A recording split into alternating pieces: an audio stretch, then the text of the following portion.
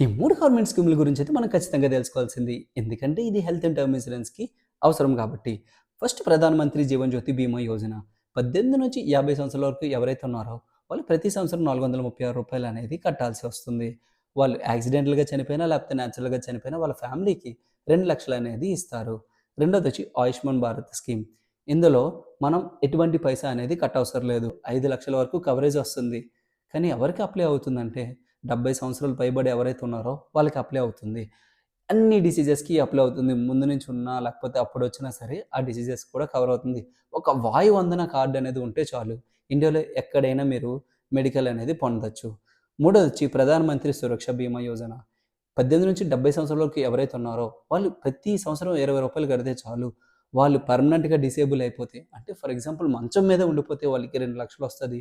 ఒకవేళ పార్షియల్‌గా disability వాళ్ళేమైనా work చేసుకోగలరు, కొంచెం కూర్చొని చేసుకోగలరు. అలాగ ఇలాగ అనుకుంటే రూ. 1,00,000 ఇస్తారు. అవసరమైన వాళ్ళకి మన వీడియోని షేర్ చేయండి. మరిన్ని వీడియోస్ కోసం మన పేజ్‌ని ఫాలో అవ్వండి.